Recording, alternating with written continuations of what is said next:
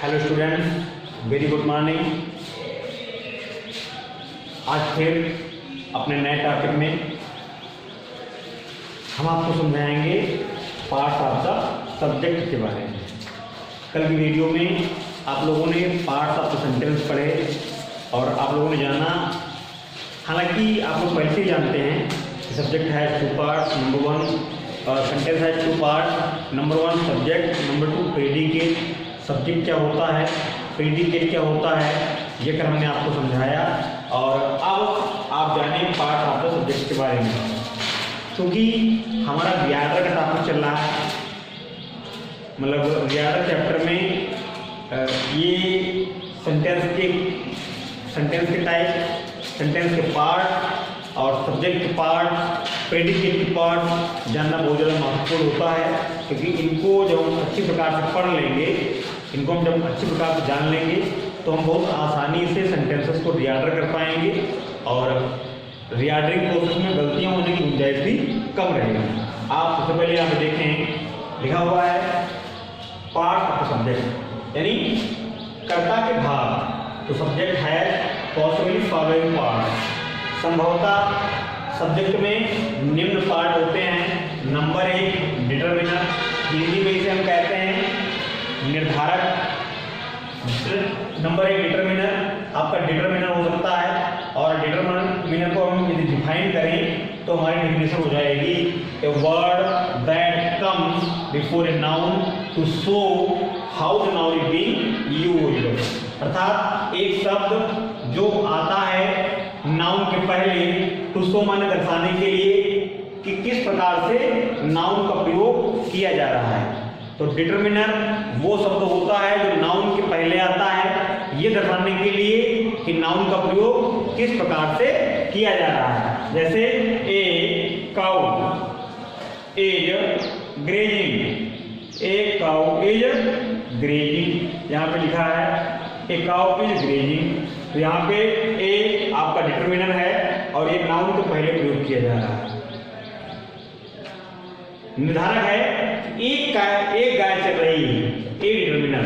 A, the, and, some, few, these, ये आपके determiners होते हैं। और उसके बाद आपका दूसरा पार्ट हो सकता है सब्जेक्ट का क्वालिफायर। क्वालिफायर को हम डिफाइन करेंगे तो उसकी डिफिनेशन हो जाएगी ए क्वालिफायर इज ए वर्ड। अर्थात एक क्वालिफायर ऐसा शब्द होता है आर फ्रेज अथवा फ्रेज होती है दैट प्रेसीड्स एन एडजेक्टिव और एडवर्ब।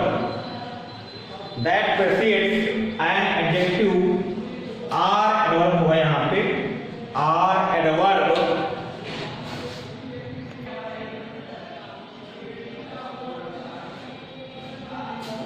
तो स्टूडेंट्स, दूसरा आप देख रहे हैं part qualifier.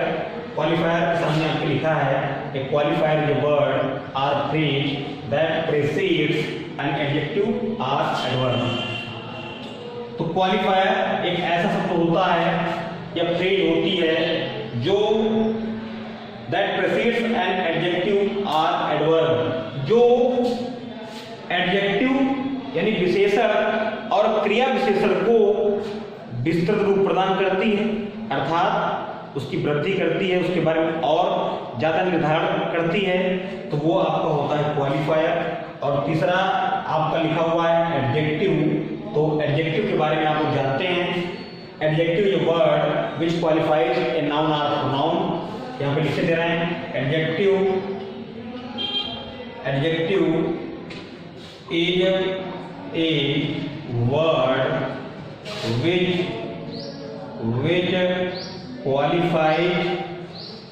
qualifies a noun or pronoun. An adjective, यहाँ पर an लगा लें आप। An adjective is a word which qualifies a noun or pronoun। अर्थात विशेषण हुआ शब्द होता है जो किसी संज्ञा या सर्वनाम को क्वालिफाई करता है, उसकी विशेषता बताता है। हालांकि क्वालिफायर का भी काम नहीं होता है, और एक तरह से कहें तो हमारा एडजेक्टिव ही क्वालिफायर होता है। लेकिन कुछ सेंटेंसेस में एडजेक्टिव का प्रयोग ना होकर डिटरमिनर और जो दूसरा क्वालिफायर वर्ड होता है वो टोटल क्वालिफायर हो जाता है। वो किस प्रकार से होते हैं यूज, हम आपको सेंटेंस के माध्यम से प्रयोग करके दिखाएंगे। तो तीसरा आपका संभावित पार्ट हो सकता है एडजेक्टिव, और इसके बाद चौथा संभावित पार्ट आपका हो सकता है हेडवर्ड। चौथा संभावित पार्ट आपका हो सकता है हेडवर्ड। हेडवर्ड जो सेंटेंस में प्रयोग में आ सकता है, हेडवर्ड, हेडवर्ड, इसी को हम नाउन कहते हैं या संज्ञा आप कह लीजिए, हेडवर्ड या नाउन। और नाउन की डेफिनेशन आप जानते हैं, a noun is the name of any person, place और थिंग। तो headword, headword, headword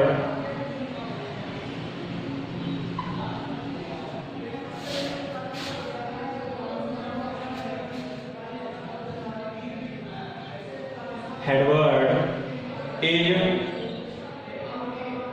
a noun.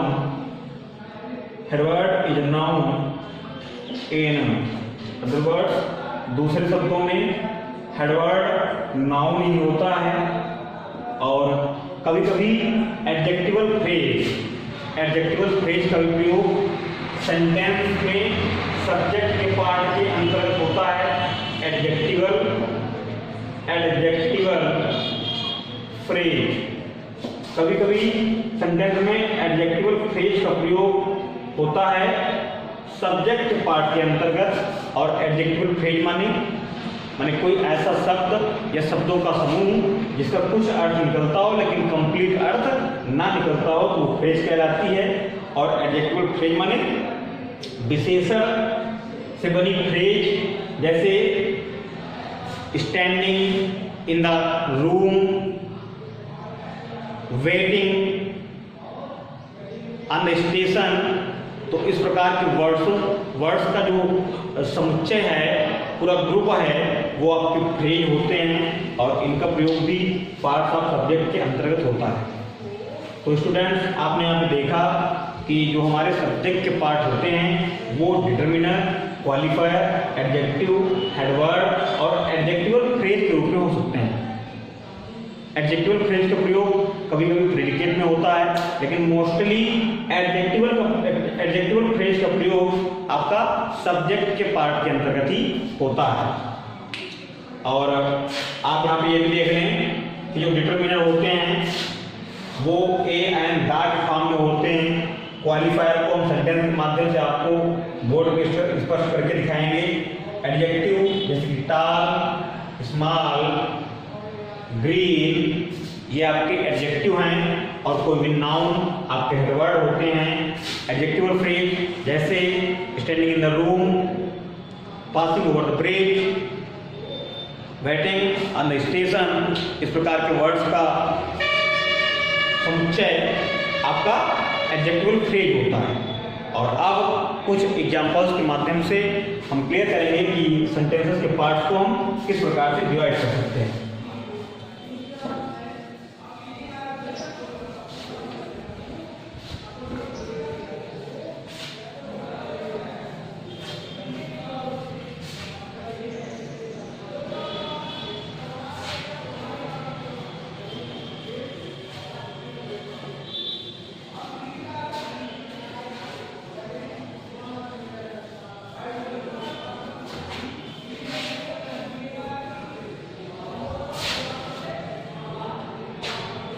सबसे पहले आप यहाँ देखें, एग्जाम्पल लिख रहे हैं कि लिखा हुआ है ए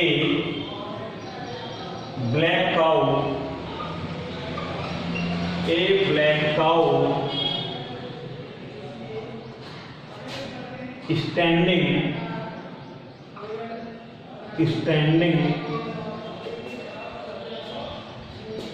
standing on the road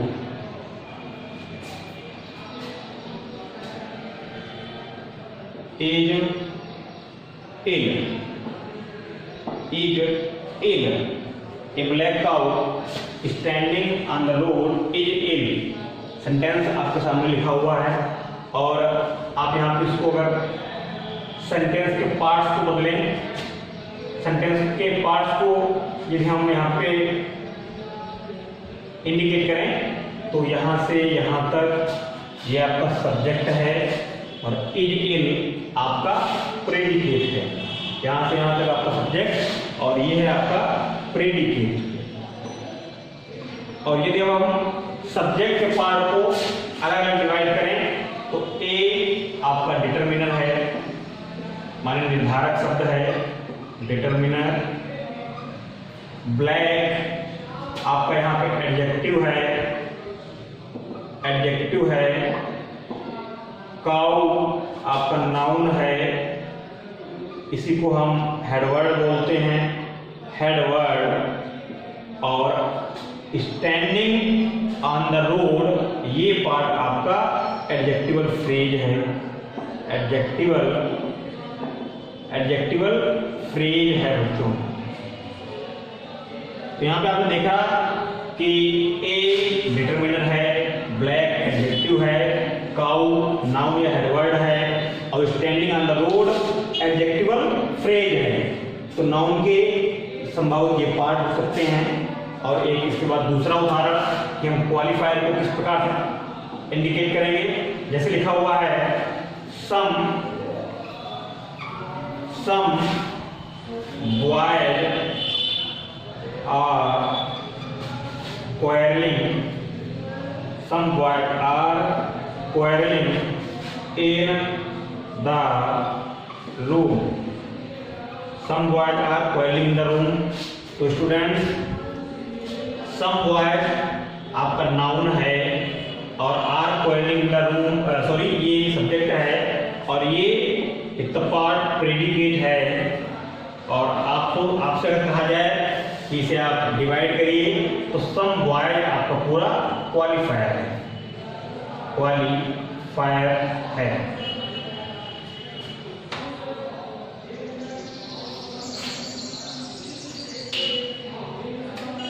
और बाकी पार्ट आपका प्रेडिकेट है। एक और उदाहरण,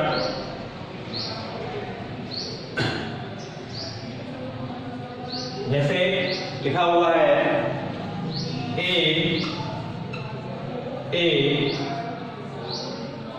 राइप मैंगो, ए राइप मैंगो लुक्स येलो, ए राइप मैंगो लुक्स येलो। ए आपका डिटरमिनर है, यहां से यहां तक ये सब्जेक्ट का पार्ट है। ए डिटरमिनर, राइट एडजेक्टिव है और मैंगो आपका नाउन या हेडवर्ड है और लुक्स येलो ये आपका प्रेडिकेट है। तो स्टूडेंट्स आपने यहाँ पे देखा कि सब्जेक्ट के संभावित पार्ट हो सकते हैं डिटरमिनर, एडजेक्टिव, नाउन या हेडवर्ड, एडजेक्टिवल फ्रेज। और इस प्रकार से हम क्वालिफायर को डिफाइन करते हैं। सम बॉय यहाँ पे आपको पूरा क्वालिफायर है और इसमें ए राइप मैंगो, ए डिटरमिनर ए है, एडजेक्टिव आपका राइप है और मैंगो नाउन है। और एक और बात कि क्वालिफायर और एडजेक्टिव लगभग समान होते हैं जब एडजेक्टिव की फॉर्म में उसका प्रयोग होगा, तथा यहाँ पे हम एडजेक्टिव को क्वालिफायर भी लिख सकते हैं, इस एडजेक्टिव को हम क्वालिफायर भी लिख सकते हैं। तो आशा है कि आप लोगों ने सब्जेक्ट के पार्ट्स को अच्छे से समझा है।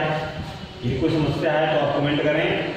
और एक बात आप और याद रखें कि जो डिटरमिनर होते हैं वो ए, एंड, द, सम, क्योंकि फॉर्म में, क्वालिफायर एडजेक्टिव के फॉर्म में होते हैं। और एडजेक्टिव माने आप जानते हैं कि विशेषण होता है, नाउन हेडवर्ड किसी व्यक्ति वस्तु के स्थान का नाम होगा तो वो संज्ञा या हेडवर्ड कहलाएगी और एडजेक्टिवल फ्रेज आपके इस फॉर्म में होंगे। इस उसके बाद एक सेंटेंस बोर्ड पे आपको और समझाया जाएगा, और उसके बाद इससे संबंधित होमवर्क क्या करना है आपको ये बता दें। तो इसके बाद आप देखें एक और सेंटेंस बोर्ड पे,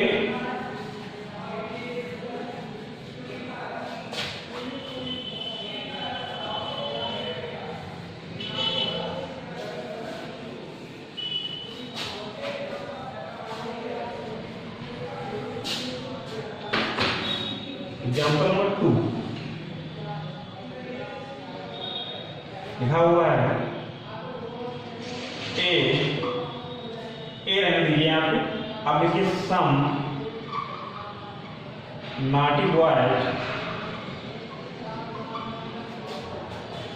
naughty boys sitting in the room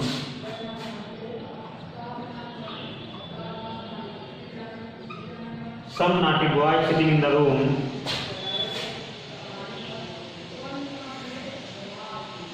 are playing cards. Some naughty boys sitting in the room are playing cards.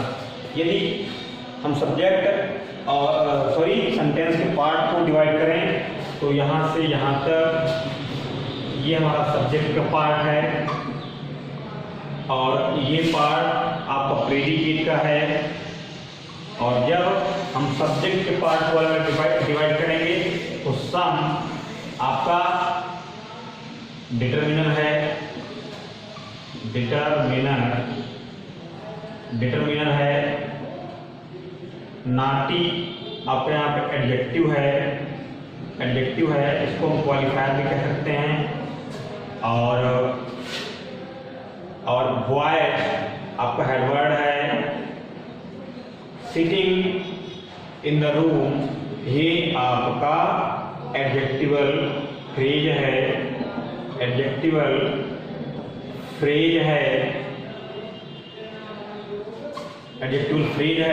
और आर प्लेइंग कार्ड ये आपके प्रेडिकेट हैं। तो इस तरह से हम सब्जेक्ट के पार्ट को डिवाइड कर सकते हैं।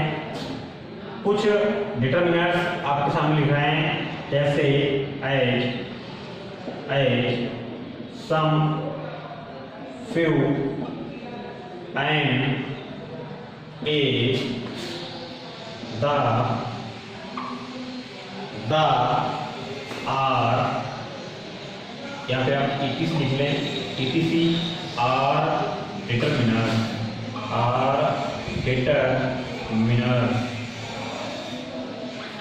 ओके बच्चों। और क्वालिफायर हमने आपको समझाया, एडजेक्टिव के बारे में आप जानते हैं, हेडवर्ड के बारे में आप जानते हैं, और एडजेक्टिव फ्रेज क्या होता है। एडजेक्टिव फ्रेज माने शब्द या शब्दों का ऐसा समूह जिसका कुछ अर्थ निकले लेकिन पूरा अर्थ ना निकले। जैसे सिटिंग इन द रूम में बैठे होंगे तो बिना आगे के वर्ड्स के इस समुच्चय का इस तक 1 2 3 4 वर्ड्सों का समूह है, इसका सेंस पूरा नहीं हो सकता है। तो ये हमारा एडजेक्टिव फ्रेज है। और इस तरह से हमने जाना कि सब्जेक्ट के पार्ट होते हैं डिटरमिनर, होते क्या है, हो सकते हैं, कोई जरूरी नहीं है कि प्रत्येक सेंटेंस में ये सारे पार्ट्स हों। किसी में केवल डिटरमिनर एडजेक्टिव होगा, किसी में केवल डिटरमिनर हेडवर्ड होगा, और किसी में केवल क्वालिफायर हो सकता है, और किसी में चारों हो सकते हैं।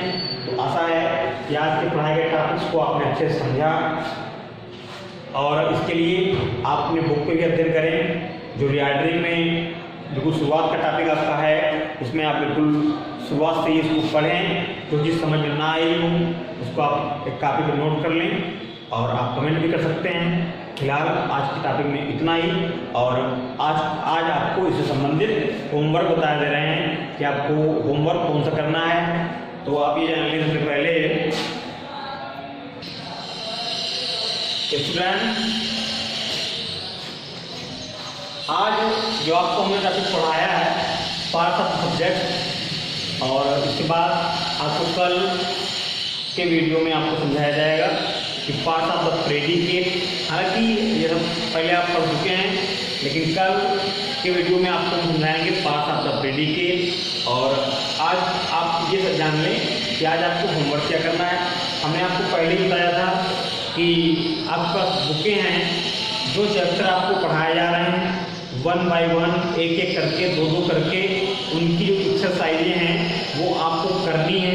कल 2 एक बच्चों ने कमेंट किया कि सर होमवर्क की एक्सरसाइज बता दीजिए, तो आप ये जान लें कि रिगार्डिंग हमारा नया चैप्टर शुरू हुआ है और होमवर्क में आपको रीऑर्डरिंग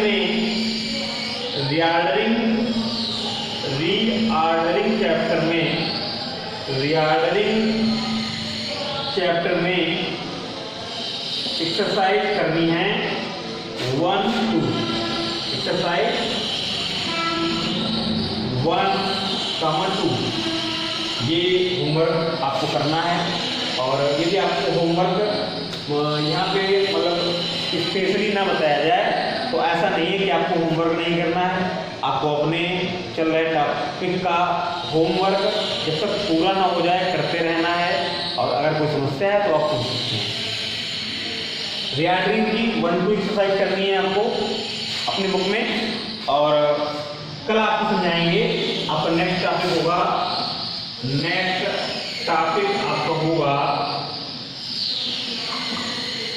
पार्ट ऑफ